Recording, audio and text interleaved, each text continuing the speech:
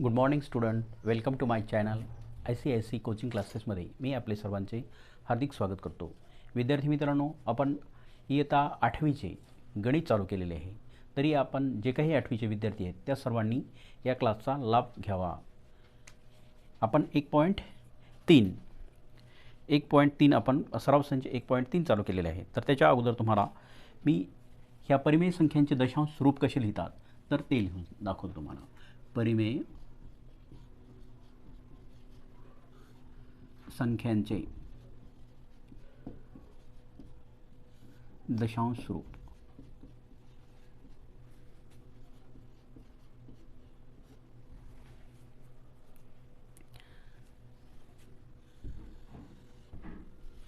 तर बघा, आपल्याला एक उदाहरण दिलेलं असतं. या पद्धतीचं उदाहरण असतं. ते कसं सोडवायचं, आपल्याला दशांश रूप कसं द्यायचं आपल्या या परिमेय संख्येला, तर ते बघू आपण. तर 7/4 ही परिमेय संख्या आहे. तर या संख्येला काय करायचं, आपल्याला ही दशांश रूपामध्ये आपल्याला संख्या लिहायची आहे. दशांश रूपामध्ये लिहिण्यासाठी आपल्याला काय करावं लागतं, तर या 7ला 4नं काय करावं लागतं, भागावं लागतं.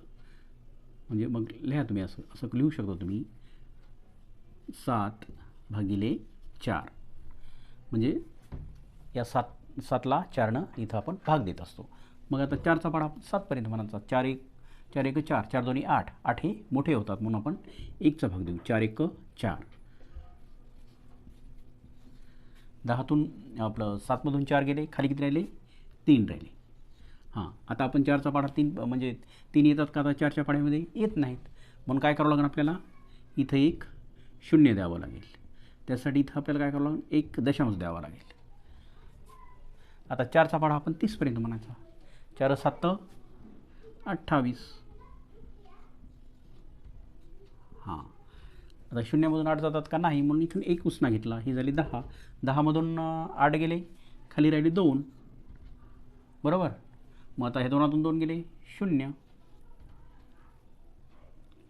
बरोबर आहे. मग आता पुन्हा परत याला भाग द्यायचा आपल्याला. तर आता पुन्हा एक 0 द्या इथं.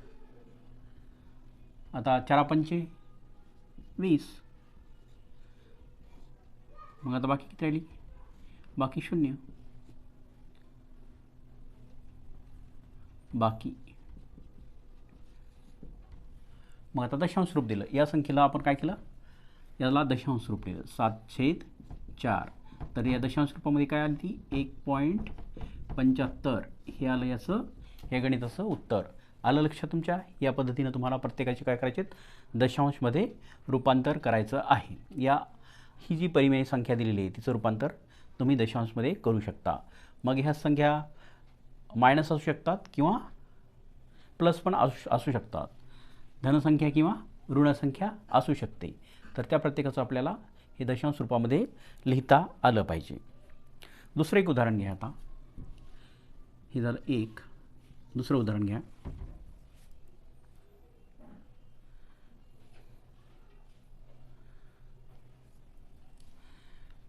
5/6. आता हे कसं सोडवायचं, याला दशांश रूपामध्ये कसं रूपांतरित करायचं, तर त्यासाठी आपल्याला काय करावं लागेल,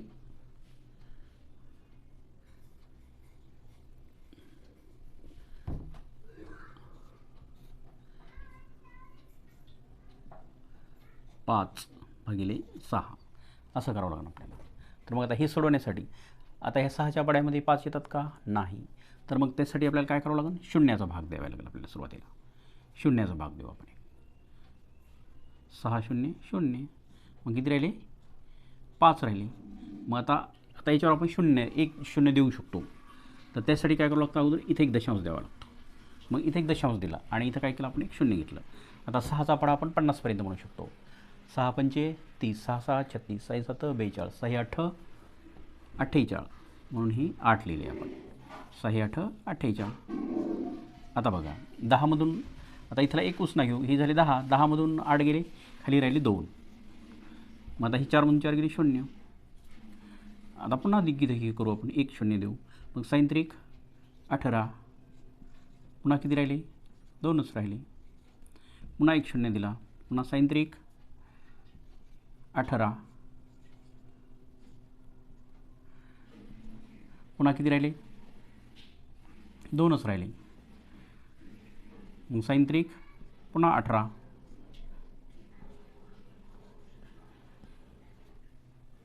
तर आता आपण असं जर करत गेलो समजा, तर आपल्याला काय येईल? बाकी नेहमी 2 येत राहील.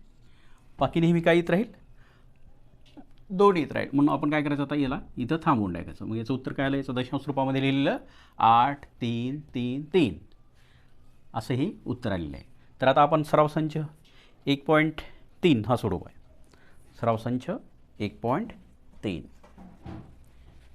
हे 2 उदाहरण तुमच्या लक्षात आलेले आहेत.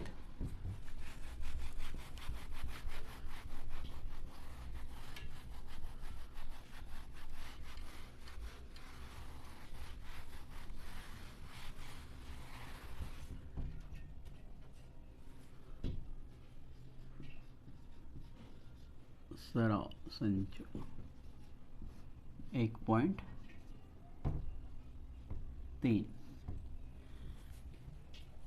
ह्याच्यातलं पहिलं असा प्रश्न विचारलेला आहे. त्याच्यामध्ये खालील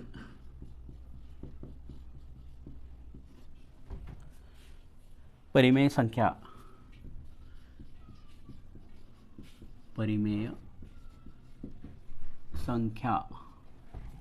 खालील परिमेय संख्या दशांश रूपात लिहा.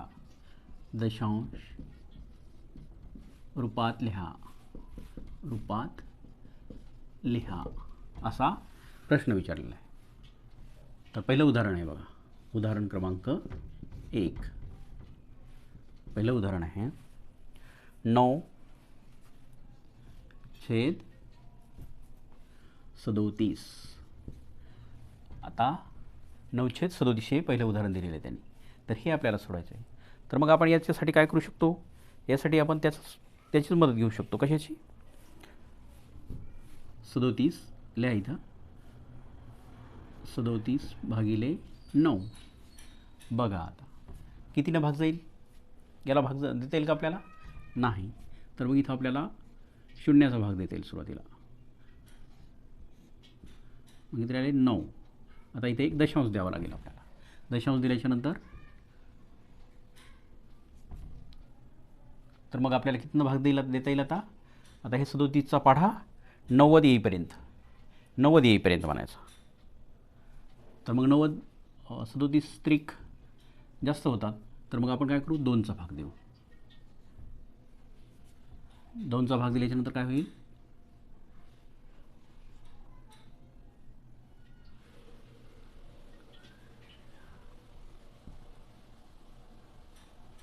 चौऱ्याहत्तर येतील. 37 दोन्ही 74. मग किती राहतील? 6 झाले 8. 8 दोन्ही 7 गेले. खाली राहिला 1. मग आपल्याला एक पुन्हा शून्य द्यावा लागेल. म्हणजे 16ला भाग जात नाही म्हणून पुन्हा एक शून्य द्यायचा. शून्य दिल्याच्यानंतर आता 160. आता बघू आपण 37 चौक. 37चा पाढा आपल्याला पाठ नाही. मग आपण इथं काय करायचं? कॅल्क्युलेशन आपण बघायचं. 37 दोन्ही 90 74 झाली. तर मग आता 4चा भाग जाईल आपल्याला. 7 चौक 28. चाले 2. 4 त्रिक 12. 12 आणि 2 14. तर मग हा 4चा भाग जाईल आता आपल्याला. 4 148. आता 16 10मधून 8 गेले. खाली किती राहिले? 2. ही झाली 5. 5मधून 4 गेले. खाली राहिला 1 0. आता पुन्हा परत 1 0 देऊ. झालं 120. आता 120 झाल्याच्यानंतर आता कितीनं भाग देता येईल आपल्याला? आता 3 देऊ. 37 त्रिक 7 त्रिक 21. 2 3 त्रिक 9. 9 आणि 2 11. मी तर काय करायचं आपल्याला? आता हा 3 भाग दिलेला आहे. 10मधून 1 गेला. खाली राहिले 9. 1तून 1 गेला 0. 1तून 1 गेला 0. आता आपण 3 स्थळापर्यंत काढलेलं आहे. तर याचं उत्तर काय येईल? मग आपल्या याचं 9/3चं दशांशमध्ये रूपांतर केलेलं. तर याचं उत्तर येईल 0.243. हे काय आलं? उत्तर आलेलं आहे. हे उदाहरण क्रमांक 1. आता दुसरं बघू आपण याच्यातलं उदाहरण. तर याचा तुम्ही स्क्रीनशॉट घ्या किंवा तुम्ही लिहून घेऊ शकता. आता उदाहरण क्रमांक 2.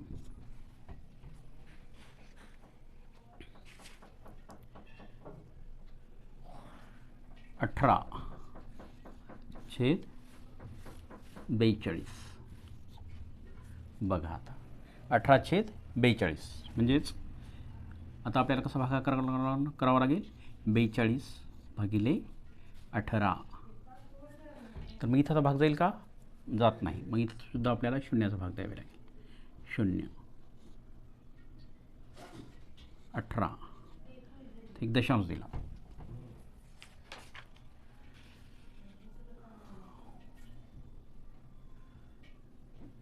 आता बघायचं 42 त्रिक 42 चौक बरोबर. 42 चौक 4 दोन्ही 8, 4 दोन्ही 8 आणि 8 दोन्ही 16. 168. 10तून 8 गेली, खाली राहिली 2, 7, 1 राहिला.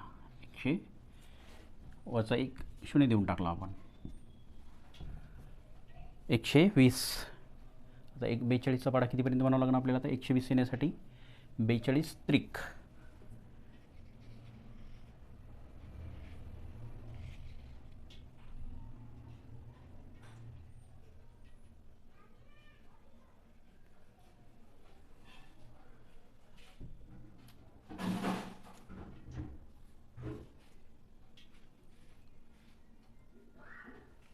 42 त्रिक होतील. आता किती होतील आपल्या इथं, 3 दोन्ही 6 आणि 4 त्रिक 12. 126. 126 हे मोठे होतात म्हणून आपल्याला काय करावं लागेल, 2नच भाग द्यावा लागेल. 42 दोन्ही 2 दोन्ही 4, 4 दोन्ही 8, 42 दोन्ही 84. 84. तर 10तून 4 गेली, खाली राहिले 6 आणि 8, 1. 11मधून 8 गेली, खाली राहिली 3. तर पुन्हा 1 ते इथे 1 0 द्यायचं. आता किती भाग जाईल आपल्याला, आता 42 दोन्ही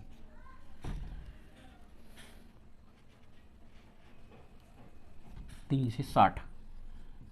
360 येण्यासाठी आपल्याला किती भाग द्यावा लागणार. 42ला 42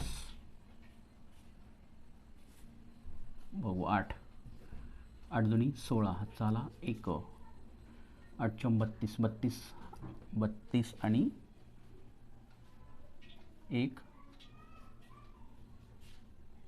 33. तर ते 336 म्हणजे 8 भाग जाईल आता आपल्याला. 36 0 0 336. तर 360 बरोबर. 336. तर 10तून 4 गेले, 10तून 6 गेली, खाली राहिली 4. 10 आपलं हे झाले 5, 5मधून 3 गेली, खाली राहिली 2, 0. आता 240. आता ह्या 240ला कितीनं भाग देता येईल आता आपल्याला, तर 5 भाग देऊ आपण आता. 5 42 5, 5 दोन्ही 10, चला 1, 5 चौक 20, 20 20, 5 चौक 20, 20 1, 21. 210. तर मग 5चा भाग जाईल आता आपल्याला. 210 0 3. तरी याचं आपण ज्यावेळेस हे दशांश रूप दिलं तर याचं उत्तर किती येईल मग आता आपल्याला, 0 4 2 8 5. आणि याच्यानंतरचे सुद्धा आपण स्थळ काढू शकतो, पण आपण इथं थांबूया. तर ही सर्व गणित तुमच्या लक्षात आली असतील. तुम्ही चांगल्या पद्धतीने प्रॅक्टिस करा आणि हा व्हिडिओ जास्तीत जास्त विद्यार्थ्यांना शेअर करा, लाईक करा, सबस्क्राईब करा. Thanks for watching.